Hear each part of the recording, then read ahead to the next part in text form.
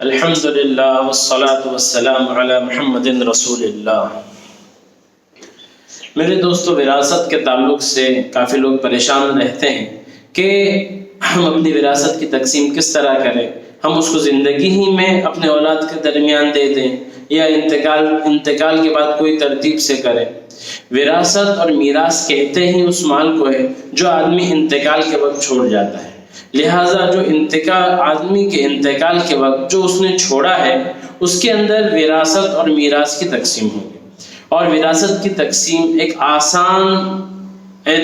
آسانی کے اعتبار سے سمجھانے میں، اگر کسی کی ایک بیوی ہے، ایک لڑکا بیٹا ہے اور ایک لڑکی بیٹی ہے، تو ان میں تقسیم اس طرح ہوگی کہ اس آدمی کے اوپر کوئی قرض ہے تو پہلے اس کو ادا کیا جائے گا، اس کی اگر زکوٰۃ باقی ہے اس کو ادا کی جائے گی، رمضان کے روزے نہیں رکھا ہے اس کے کچھ کفارہ باقی ہے وہ ادا کیا جائے گا، اس کا حج نہیں ہوا ہے تو اس کے حج کے پیسے نکالے جائیں گے، اس نے کوئی چیز صدقے میں دینے کی وصیت کی ہے تو اس کے وصیت کا پیسہ نکالا جائے گا۔ پھر جو بچا ہوا ہے اس کے اندر 12.5% بیوی کو ملے گا۔ بیوی کو ملنے کے بعد جو اس کا پیسہ اور پراپرٹی بچتی ہے اس کے 3 حصے کیے جائیں گے۔ اگر صرف ایک لڑکا اور ایک لڑکی ہے اس کی بات کی جا رہی ہے، اگر ایک لڑکا اور ایک لڑکی ہے تو 3 حصے کیے جائیں گے، 2 حصہ لڑکے کو ملے گا، 1 حصہ اس کی لڑکی یعنی بیٹی کو ملے گا۔ ایک آسان اعتبار سے سمجھانے کے لیے، اگر کسی نے بیوی کو دینے کے بعد بیوی کو 12.5% دینے کے بعد 15 لاکھ بچا ہے تو 10 لاکھ بیٹا یعنی لڑکے کو ملے گا اور 5 لاکھ بیٹی یعنی لڑکی کو ملے گا۔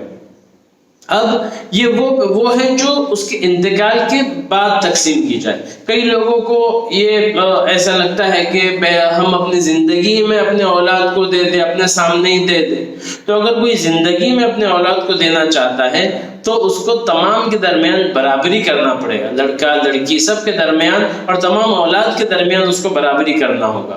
ایک صحابی آئے اور کہنے لگے، یا رسول اللہ، میں اپنے فلاں بیٹے کو جو فلاں بیوی سے ہے اس کو میں یہ زمین کا حصہ دینا چاہتا ہوں، اور میری بیوی کہتی ہے کہ رسول اللہ صلی اللہ علیہ وسلم کو اس پر گواہ بناؤ۔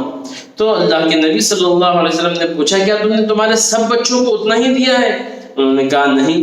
تو رسول اللہ صلی اللہ علیہ وسلم نے فرمایا کہ پھر میں غلط باتوں پر اور غلط چیزوں پر گواہ نہیں بنتا۔ ایک روایت میں آتا ہے کہ کیا تم چاہتے ہیں تمہاری دوسری اولاد نافرمان ہو؟ اس نے کہا نہیں۔ لہذا تمام کو برابر دینا چاہیے۔ کیوں؟ کیونکہ بچے اپنے ماں باپ سے ملنے والے پیسے کو اپنے لیے ایک فضیلت کی چیز سمجھتے ہیں اور اپنے لیے خوشی کا ایک سرمایہ سمجھتے ہیں اگر تمام میں برابری کی جائے۔ اگر پیسہ کم ہو اور سب میں برابری کی جائے تو سب خوش ہوتے ہیں۔ مثال کے طور پر سب کو اگر 10-10 ہزار روپے مل گئے اس میں بھی خوش ہوں گے، لیکن اگر ایک کو 10 کروڑ بھی ملا اور دوسرے کو 10.5 کروڑ ملا تو جس کو جو 10 کروڑ ملا وہ ناراض ہوگا کہ مجھے کم کیوں دی۔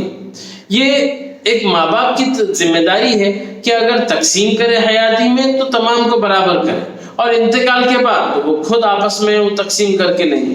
اس میں جو آپس میں بیٹے بیٹیاں آپس میں تقسیم کریں گے ان کی ذمہ داری ہے کہ تمام کو اس کا جو حق بنتا ہے وہ دے۔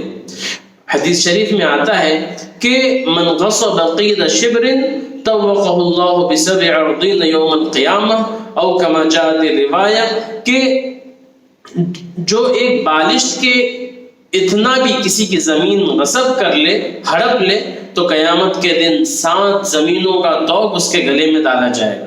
یہ کتنے ڈرنے کی بات ہے۔ آج اکثر معاشرے میں عورتوں کا حصہ اور بیٹیوں کا حصہ نہیں دیا جاتا، کہتے ہیں کہ ان کے شادی میں ہمارے ابا نے خرچ کر دیے تھے، وہ ان کا حصہ مل گیا تھا۔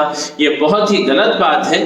یہ انتقال کے بعد جو ملنے والی وراثت اس کے اندر بیٹی کا بھی اتنا ہی حق ہے جتنا بیٹے کا، بلکہ قرآن کے انداز سے تو اللہ تعالیٰ نے بیٹی کے حق کو پہلے ذکر کیا، للذکر مثل حظ الانثیین۔ گویا کہ اگر کوئی سوال کر رہا ہے کہ اللہ بیٹے کو کتنا ملنا چاہیے تو اللہ کہتے ہیں کہ جتنا تم 2 بیٹی کو دیتے ہو اتنا ایک ایک بیٹے کو دے دو، یعنی بیٹی کا حق تو پہلے سے ثابت ہے ہی، اتنا اس دو بیٹی کا حق، دو بیٹی کا حصہ ایک بیٹے کو دو، دو بیٹی کے حصے کے برابر ایک بیٹے کو دے دو۔ اور آج کل جب بیٹی کو دیا جاتا ہے، پوچھا جاتا ہے، تو وہ ایک شرما شرمی میں کہتی ہے نہیں مجھے نہیں چاہیے، یا خاموش رہتی ہے۔ اس کی بھی ضروریات ہوتی ہے، اس کا بھی دل کرتا ہے کہ ہمارے ابا کی وراثت میں ہم بھی حصے دار رہیں۔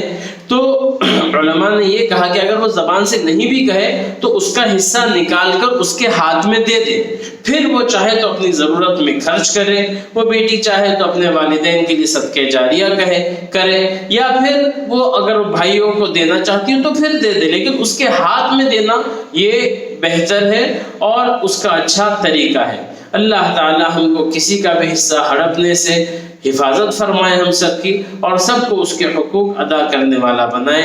والسلام علیکم ورحمۃ اللہ وبرکاتہ۔